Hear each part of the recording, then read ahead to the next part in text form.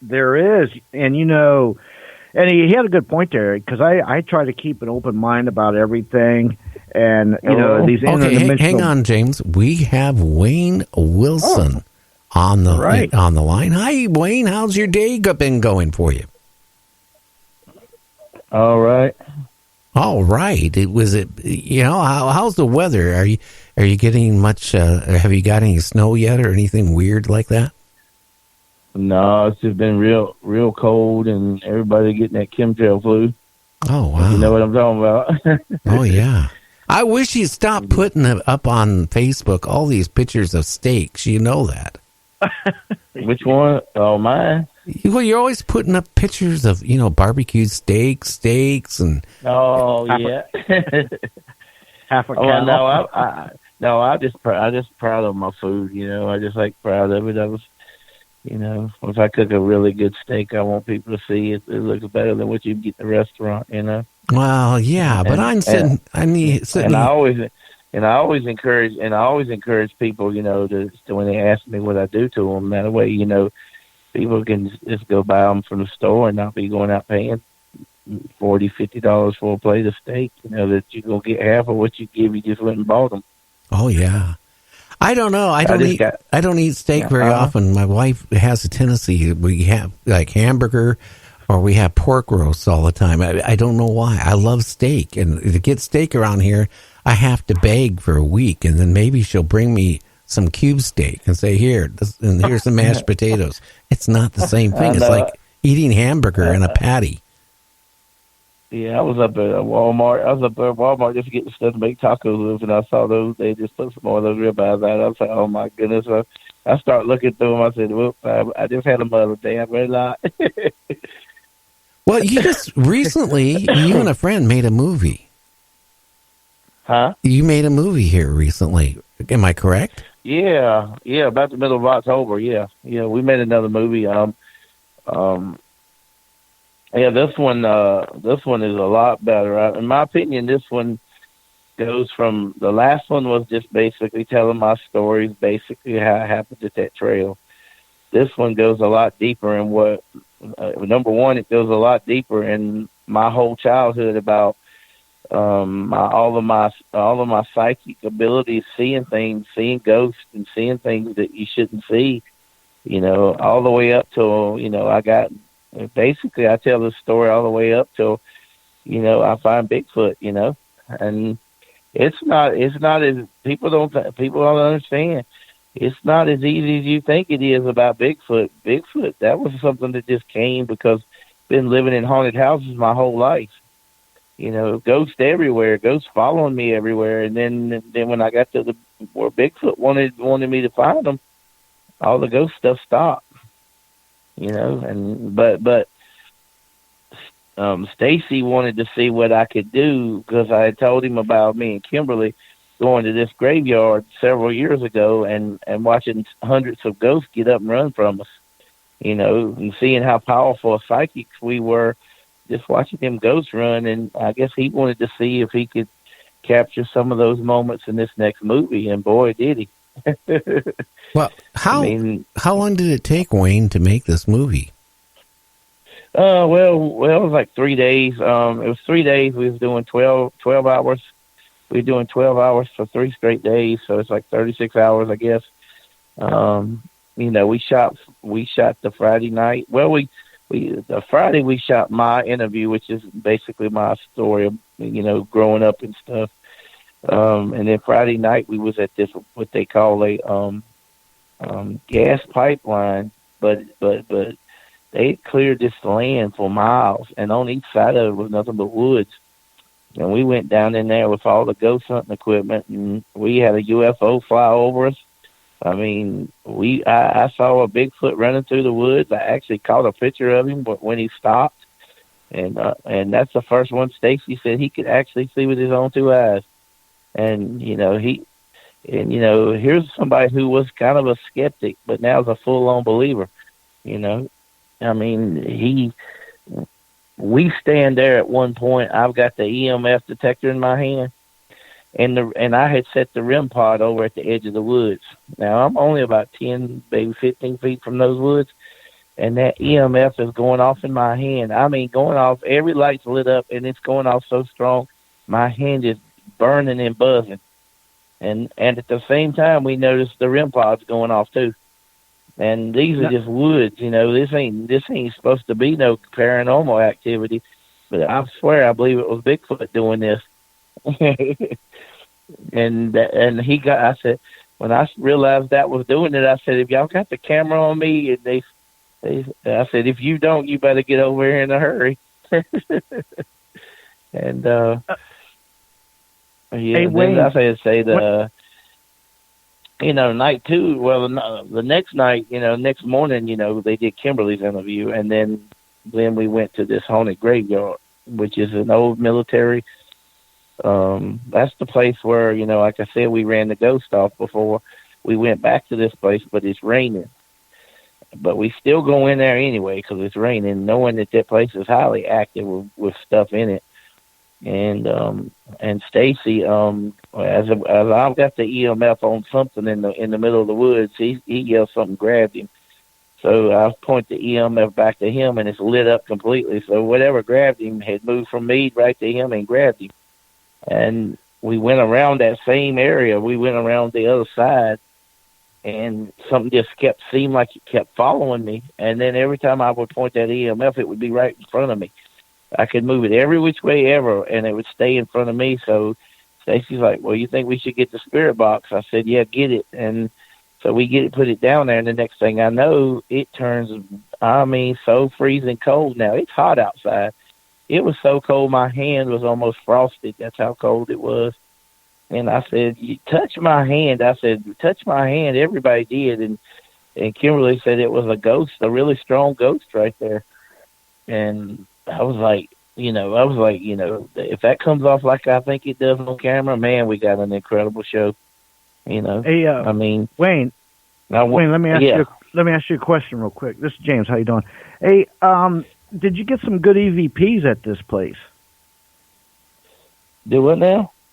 Did you get any EVPs in your investigation at the cemetery and out in the woods? Did you record any, some good EVPs? Well, yeah. The first. Let's see. So, yeah, early Sunday that filming that, right? Early Sunday filming that, we went back to the trail where I've been filming all these Bigfoots and all this other crazy stuff. And excuse me. We go back to this place and we getting some EVPs like, what I can experience like I got tonight. I mean, we went to this one spot and we weren't interacting with ghosts. We were interacting with Sasquatch. And I know it was Sasquatch because this is what we got. Is Bigfoot there? No, wait a minute. Is Sasquatch there? No answer. Bigfoot there? Yes. And then is Dogman there? Dog. That's the replies now. The next one was Wilson, which is my last name, which I've captured that again, on some of these EVPs I've been doing here recently. But Wilson came out, and then the next one says, you have all the power. And then after that, they get fed up, and the next one's aimed at Stacy. It says, pack your stuff up and leave. Every one of them came out so clear, too. I ain't lying. So how did Stacy take all that when he was hearing all this stuff? Well, yeah, he's blown away by all of it. He could not believe it. I mean, I'll tell you, by day 2, all Stacy was talking about was doing a road trip with me up the East Coast to every cryptid area there is. Just me and him, and which things have changed a little bit. Him and I think I better not say, but him and Bill Brock's got a TV show maybe down the road. It got picked up, and in the process, something's been offered to me. I ain't had it, and I ain't seen it yet, but I've heard that something might be offered to me here soon. So we just have to wait and see. But anyway, he's a believer now. He even told me a story about how his daddy had came to him in a vision as he was driving. His daddy told him to get to the vet as quick as he could. his dog was at the vet, and if he hadn't got there, he wouldn't have seen his dog before it passed. And he really believes his daddy told him to go there, and I believe him. I believe him 100%. You know, hey, I mean, this. I was going to say, let me ask you this. I believe him too. Yeah. And when you're out investigating these things in the woods, you know, I'm sure you're out there at night and kind of scary and spooky and stuff. Has any of these spirits ever followed any of you guys home? Well, so far I haven't had anything follow me home. I mean, I think it's my relationship with Sasquatch. I think these ghosts and stuff are intimidated by me or scared of me. Because there's one thing that I was taught, and all that during time they were telepathically talking to me and doing everything they were doing. The one thing they told me was, we're going to teach you how not to let these things in. We're going to show you how to not let them in. And we're going to be watching you all the time to make sure they don't get in. And I think that might be why I don't draw them home, you know. But then again, someone's in this house. I was that new voice box I got. I turned it on and it was scanning and it said Panthers like that. And I said, I had that hat on. I was thinking to myself, you know, this ghost might see my hat, but at the same time, that's the same day all that Panther news was coming out. So I'm not going 100% say that's what it was, you know, because, you know, everything was talking about the Panthers that day. You know, so I was thinking, but the stuff I got out there today, the stuff I got out there today is just incredible. I mean, of the 3 voice boxes I got, you know, I've tested them out now, and I realized this last one, just leave it wide open and let it scan through every channel while I'm listening. And boy, I was getting some of the most intelligent stuff out there, even a baby on an EVP tonight. And now I got to go. I was going to say, what's the scariest thing that's happened to you while you're out here investigating? You know, you see something real scary, like a spirit or whatever. What's the scariest thing that you've come across? Well, I'll tell you something that really bothered me. This is when we were filming the movie. After we left that trail, we went to this other place that was really, really haunted. This place was so haunted. This was a slave master. This land was owned by a slave master who killed all his daughter. Evidently, got pregnant by one of the slaves. He murdered his daughter, cut her head off, and threw it in the creek. Then he killed himself and threw himself in the creek. And all that right in there, all that residual energy is still there. And so we go to this graveyard where they're supposedly buried. And I'm just standing there, and something just keeps drawing me up to where this dumpster was, and it just kept drawing me. I said, I feel like something's up there. So me and Stacy go up there. We turn the voice box on, and I said, who's here? Well, it comes out and says Charles, and then it says Wilson. And I'm like, wait a minute. That's my first name, and he's saying my first name. He's saying my last name. I said, that's obviously a demon. I said, only a demon would say your first name. And when I said that, I said, that's what you are, ain't you? You're a demon. Sucker, cut the voice box off.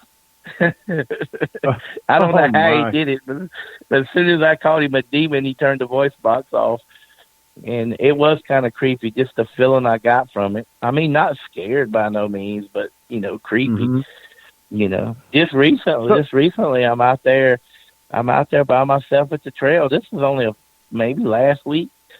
And I'm out there at the trail by myself, and nobody's out there, and it's pitch dark.